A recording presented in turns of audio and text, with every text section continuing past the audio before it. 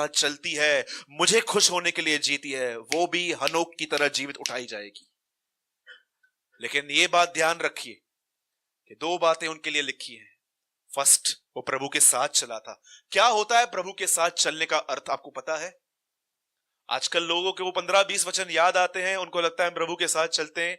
किसी आदमी को प्रभु ने यूज कर लिया प्रचार करने के लिए, उसको लगता है अब मैं भी बन गया हूं, कुछ मैं लीडर हूं, जैसे पतरस कहता था कि मैं भी कुछ हूं। लोगों को ये लगता है, एक आदमी को अन्य भाषा का वरदान मिला, उससे सबको तुच्छ जानना चालू कर दिया। आपको अन्य भाषा का वरदान मिला है क्या?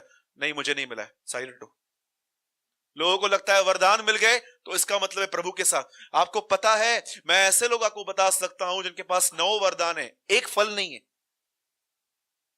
बहुत सारे वरदान उनको, अन्य भाषाओं का इंटरप्रेट कर पाएंगे वो लोग। अगर आप बोलोगे ना रबा रबा, कुछ भी अन्य भाषा में बात करोगे ना, वो आपको बताएंगे इसका अर्थ क्या है, लेकिन वो घर पे झगड़े करते। क्या फायदा ऐसे वरदान का, मुझे बताइए। हाँ जी, याद रखिए प्रभु के साथ चलना क्या होता है। मैं आपको एक और बात बताऊंगा, मेरे पास 3 मिनट है इस टॉपिक को खत्म करने में। ठीक 8:45 में वर्ड स्टार्ट करूंगा और जल्दी पूरा करूंगा। लिसन, आपको पता है अनप्रैक्टिस, वो चीजें हम प्रैक्टिस करते हैं कई बार जो एग्जाम में भी नहीं आने वाली है। हमारे बीच में अगर कोई स्टडी करता है, मैं आपसे सिंपल एक क्वेश्चन पूछता हूं, अगर कोई भी पढ़ाई करता है तो बीच में उत्तर दीजिए। समझिए आप 10th में हो, एसएससी के एग्जाम्स आने वाले हैं और उसमें एक सब्जेक्ट है हिस्ट्री। ओके, मुझे बताइए, अगर आपको पता चलता है कि 3 दिन के बाद मेरा हिस्ट्री का एग्जाम होने वाला है, आप में से कितने लोग केमिस्ट्री पढ़ेंगे? क्या पढ़ेंगे आप? बेटर आप स्टूडेंट हो, राइट? क्या पढ़ेंगे आप? कभी आपने किसी को देखा है कि एक आदमी था, उसका हिस्ट्री का पेपर था, लेकिन उसके माँ बाप ने उससे पूछा क्या पढ़ रहा है? मैथमेटिक्स। हाँ, वो तो बाद में आने वाला है। चलता है?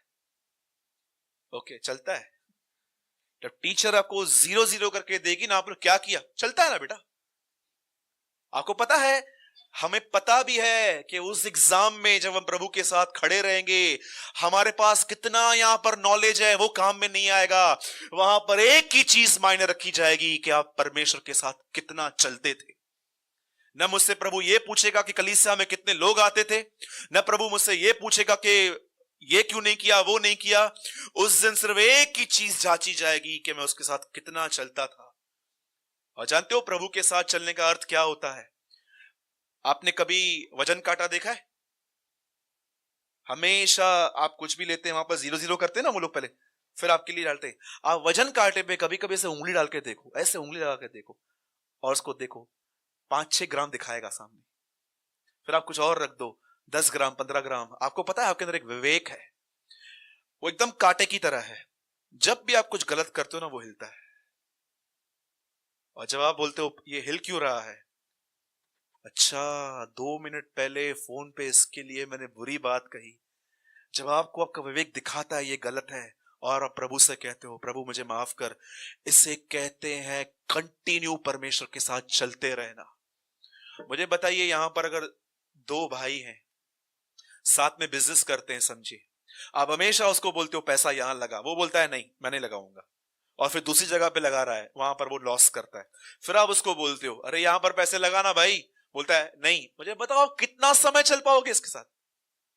बाइबल कहती है जब 2 लोग सहमत नहीं है तो वो कितना चल पाएंगे? आप मुझे बताओ, आप इंसान के साथ नहीं चल पाते हो, परमेश्वर आपको समझा समझा के थक जाता है, ये नहीं कर, ये नहीं कर, ये नहीं कर, ये गलत है, अपनी इन बातों को तुझे बदलने की जरूरत है। आप मुझे बताइए कितना समय हम उसके साथ चल पाएंगे? फिर कई लोगों को लगता है हाँ मैं अब भी प्रभु के साथ चलता हूं। जानते हो क्यों? फिर से वही बात, क्योंकि उनको वचन याद है बहुत सारे। मेरे भाइयों और बहनों, याद रखिए, वचन पढ़ना प्रभु के साथ चलना नहीं है। जब प्रभु आपको दर्शाए कि ये गलत है और आप प्रभु को बोलते हो हाँ ये कंप्लीटली गलत है, मुझे यहां से बाहर आना है, तब परमेश्वर अपना काम अपने अंदर स्टार्ट करता है आपके अंदर। इसे कहते हैं डे बाय डे प्रभु के साथ चलना। और वही लोग होंगे जो न्याय के दिन उस प्रॉपर एग्जाम में खड़े हो पाएंगे, जब परमेश्वर उनसे ये नहीं पूछेगा। इसीलिए मैं आपसे रिक्वेस्ट करता हूं, वो स्टडी मत करो जो स्टडी का आपको वहां पर एग्जाम नहीं देना है। एक परमेश्वर के महान दास ने कहा न्याय के दिन प्रभु ये नहीं पूछेगा कि कितना प्रचार किया, न्याय के दिन प्रभु ये पूछेगा क्यों प्रचार किया, किस लिए प्रचार किया। लोगों को आत्मिक दिखाने के लिए, अपना बाइबल नॉलेज दिखाने के लिए, दूसरों को नीचा दिखाने के लिए कि मेरे पास इतने सारे लोग हैं, क्यों प्रचार किया। उस दिन परमेश्वर हमारे गुप्त मोटिव्स को निकालेगा बाहर।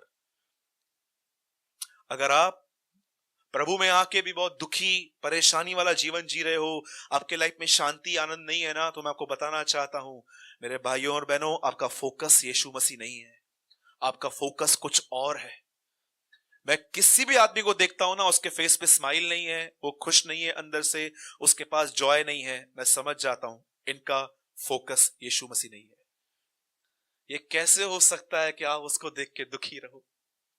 मुझे बताइए, ऐसा हो सकता है कि आप उसकी ओर दिखो? कितने लोग ये बात जानते हैं? इब्रानी का लेखक उसके विषय में कहता है वो आशा का लंगर है, he is the anchor of our hope. कैसे एक आदमी एक ट्रायंगल लेता है लोहे का, वो पहाड़ पे फेंकता है और रस्सी के सहारे वो ऊपर चढ़ता है। वो इब्रानी की पत्री में लिखा है वो तुम्हारी आशा का लंगर है, उससे पकड़ के तुम माउंटेन्स चढ़ सकते हो, वो तुम्हारा लंगर है, एंकर ऑफ योर होप। कैसे हो सकता है कि एक आदमी यीशु मसीह की तरफ देख के निराश और परेशान हो? हर व्यक्ति आशीषित होगा उसको देखने से। इसीलिए निकोदेमुस को प्रभु ने कहा, पुराने नियम में जैसे तू लोगों को सिखाता है कि जैसे मूसा ने ऊपर सांप चढ़ाया था, जितनों ने उसे देखा वे चंगे हुए, अब मैं एक नई वाचा दे रहा हूं, जो मुझे देखेंगे वे जिएंगे। रीड इट, पढ़ा होगा ना आपने पुराने नियम में, कैसे प्रभु निकोदेमुस से कहता है, अरे तू शास्त्री है, इतने सालों से तूने सिखाया ना लोगों को। ये कैसे वो जंगल में जा रहे थे, उन्होंने सांप को चढ़ा हुआ देखा, वे चंगे हो गए, अब मैं आया हूं, जो मुझे देखेंगे, ऐसा नहीं लिखा है वो खुश रहेंगे, लिखा है वे जिएंगे, वे जीवन जिएंगे। तो चेंज योर फोकस। यहां पर अगर आप सिर्फ चमत्कार के लिए आए हो ना, तो भी आप दुखी रहोगे। अगर आपको सिर्फ यहां पर चंगाई के लिए आए हो, तो भी आप दुखी रहोगे। याद रखिए, एक ही व्यक्ति खुश और आनंदित रहता है जो उसके लिए आता है। छोड़ दो मसीहत को। अगर आपके साथ लोगों ने बुरा भी किया है ना, मसीह लोगों ने बुरा किया है ना, छोड़ दो उनको, उनके लिए प्रार्थना करो, उनके लिए दुआ करो, प्रभु से कहो, प्रभु इन्हें आशीष दे, इनके वजह से राज्य खराब हो रहा है तेरा, हम जैसे निर्दोष लोग अटक रहे हैं, प्रभु इन पर दया कर। लेकिन आप अपने लक्ष्य की ओर बढ़ते रहो। एक आदमी ने कहा, यीशु मसीह ने हमको क्रिश्चियनिटी फॉलो करने के लिए नहीं, यीशु मसीह ने हमें कहा है क्राइस्ट को फॉलो करो, यीशु मसीह का पीछा करो।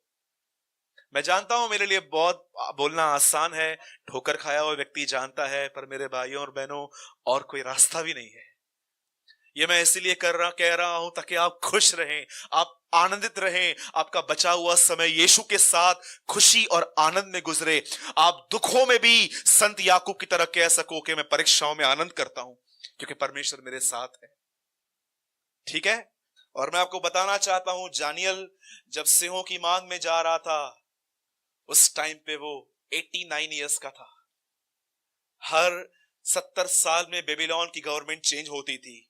आप पढ़ सकते हैं कि धारा राजा के समय में पहले नबूकदनेस्सर था, जब उसने उसको बुलाया था, 70 साल के बाद दूसरा राजा आया, 18-19 साल में दानियेल वहां पहुंचा था।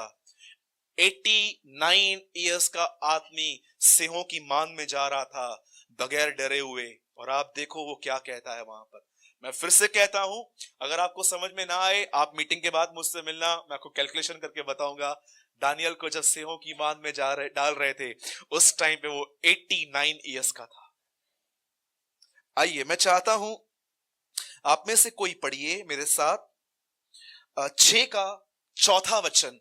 मैं चाहता हूं अगर आपके पास पुराना नियम है, पेन से इस वर्ड को डार्क कर दो आज, और जितना हो सके इस वर्ड को पूरा हफ्ता मेडिटेट करो। कोई पढ़िए। विजय भाई कहां है? हाँ, जोर से पढ़िए ब्रदर। हाँ, तब अध्यक्ष और अधिपति राजकार्य के विषय में, हाँ, यस, हाँ,